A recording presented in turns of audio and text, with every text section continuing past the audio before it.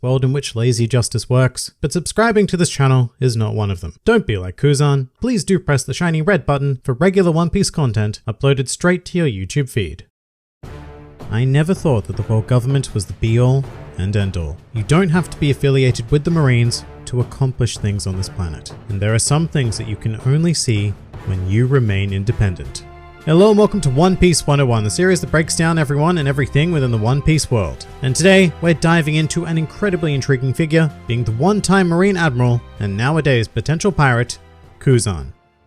Kuzan is a very laid-back and chillaxed presence within the world of One Piece, who first made his appearance in the series during the Long Ring Longland arc. And initially, although it may be quite difficult to believe, Kuzan was one of the 3 individuals within the Marine organization to hold the rank of Admiral, making him one of the most powerful figures within the entire faction. And as a result of being an Admiral, Kuzan was also granted a thematic epithet combining a color and an animal, in this case being Aokiji, which means blue pheasant. And given that this is the name under which he existed in the pre-time skip era, many fans still know him solely as Aokiji rather than Kuzan, but for the purpose of consistency, I'm going to continue referring to him as Kuzan for the duration of this video. But the role of Admiral is in stark contrast to the general way in which Kuzan presents himself, which is exceedingly casual and frankly quite lazy, which is his unique Marine mantra actually, choosing to practice self-described lazy justice. Although this invocation of justice does not go unnoticed by his superiors, and within the series the 5 Elder Stars have gone so far as to question Kuzan's rank as an Admiral, as well as his unreliable nature. Despite this, Kuzan can be quick to take action when necessary, or when he finds a situation in which he has a particular brand of empathy, because that's actually a very important thing to note about Kuzan, as despite appearing in the series in an antagonistic organization, he does possess a profound sense of honor and a solid grade of morality that even leads him to commit acts of insubordination, often questioning the motives and choices made by the Marines at large. And in fact, one of the starkest points of contrast we can immediately draw is with Kuzan's then fellow Admiral Sakazuki, also known at the time as Akainu, a man who practiced absolute justice, meaning that he was willing and able to sacrifice whatever it took to reach a desired end goal. This mentality is a point of potent disgust for Kuzan, but I should also state that despite Kuzan's strong morality, there have been many occasions where he has not hesitated to engage in an act that he knows is not morally correct for the sake of the Marine organization.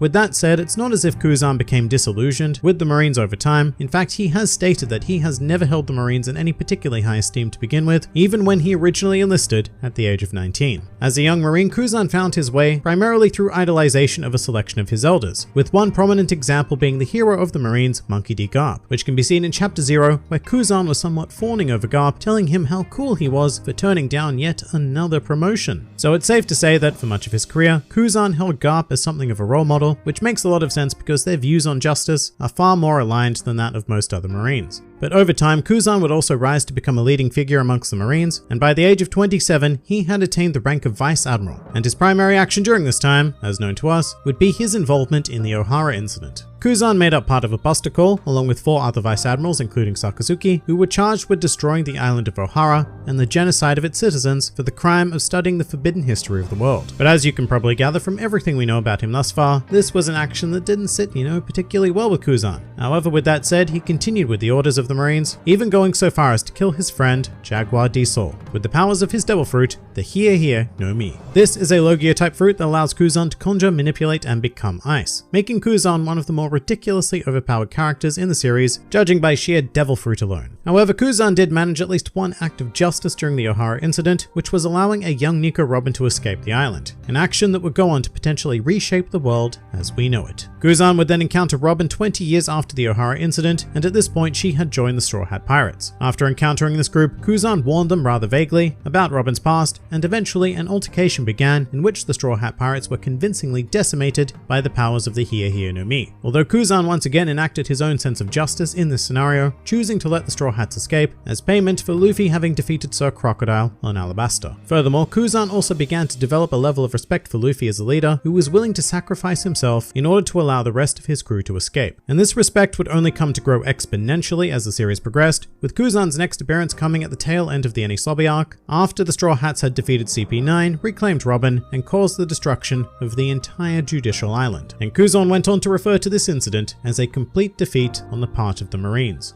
Kuzan then made an appearance visiting Robin on the island of Water 7, revealing that he had allowed her to survive the Ohara incident because he had been good friends with Jaguar di Sol, and further telling her to live strong and that Ohara lived on within her. It has also been speculated by Robin that Kuzan was the one responsible for pinning all of the responsibility of the Enies Lobby incident on the Straw Hat Pirates, thereby allowing Galela and the Frankie family to continue living comparatively peaceful lives, despite their actions of blatant war on the island. But while Water 7 returned to peace, Kuzan was about to enter one of the largest battlegrounds this world has ever known, as around this time Port Gasti Ace was captured, prompting the strongest man in the world, Edward Newgate, to declare war against the Marines in an event known as the Paramount War. This conflict took place at Marineford, the Marine headquarters, and saw Kuzan come up against some of the world's most powerful figures, including Whitebeard himself, who quickly proved to be Kuzan's superior in every way imaginable. Despite this, Marineford did expand on Kuzan's abilities quite a lot, showing him to be capable of even more incredible ice-related powers, but also introducing us to the idea that he possesses both observation and armament haki. And in fact, in the case of armament haki, we now know that Kuzan is the user of its advanced application, having joined forces with his fellow admirals Kizaru and Sakazuki in using it to defend against a shockwave attack from Whitebeard. And while Kuzan did clash with many powerful figures such as Marco and Ace, probably his most prominent action during the war was defeating Daimon Jozu, and even claiming one of his arms in the conflict. But oddly enough, it would not be until the conclusion of the Paramount War that Kuzan's greatest battle would begin, which was sparked by the retirement of Fleet Admiral Sengoku, who recommended Kuzan for the role of the next Fleet Admiral. However, Sengoku's recommendation was later countered by that of the Five Elder Stars, who had shown a clear distaste towards Kuzan's lazy justice at this point, and thus put forward Sakazuki as their candidate for the position.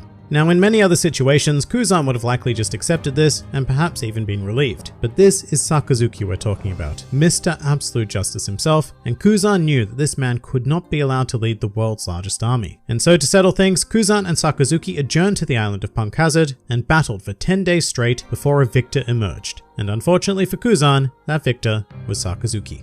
In addition to losing part of his leg, Kuzan then resigned from the Marines and became something of an independent faction floating throughout the world during the 2-year time skip. In the New World era, Kuzan returned to Punk Hazard shortly after the Straw Hats had left, discovering Warlord of the Sea Don Quixote Doflamingo on the verge of killing Vice Admiral Smoker, and Kuzan naturally stepped in to prevent Doflamingo from completing this action and further asked Smoker and the G5 Marines not to report his whereabouts. And Smoker agreed to this, as he is yet another figure amongst the Marines who questions the actions and even motives of the world government, strongly identifying with Kuzan's sense of justice, even if Smoker himself chooses to remain with the organization. However, Kuzan's part in this tale would soon become a great deal more intriguing, as during the epilogue of the Dressrosa arc, it was revealed that Kuzan had officially aligned himself with the Blackbeard Pirates, the captain of which, Marshal D. Teach, held a coveted position as one of the 4 Emperors of the Sea. And also rather notably, it was the actions of Blackbeard that sparked the Paramount War to begin with. Although rather sadly, that tantalizing piece of information is the last we've heard of Kuzan at the time of this recording. Some more fun facts about Kuzan. Kuzan's design, as with all canon admirals showcased thus far, is based on a famous Japanese actor, in the case of Kuzan being Yusaku Matsuda, whose character in the detective story TV series and film has even directly inspired elements of Kuzan's attire.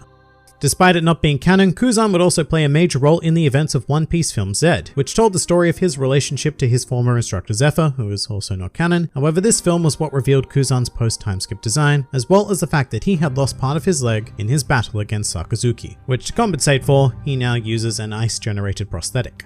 While we currently have no information regarding Kuzan's childhood at the time of this recording, we do have one image that Oda drew of him as a young lad, showing quite a disgruntled existence, carrying a knapsack and a bottle of alcohol, suggesting that he probably had quite a rough upbringing and that he began drinking at an absurdly early age. One of the many ways in which Kuzan distinguishes himself from his fellow admirals is by coming off as extremely casual in the case of his speech. For example, when referring to himself, he prefers to use the pronoun ore, which is generally used by younger men and teens. However, Kuzan does make up for this somewhat by starting his interactions with people in an exceptionally polite way, tending to begin addressing them with choto gomena, which roughly translates to "excuse me."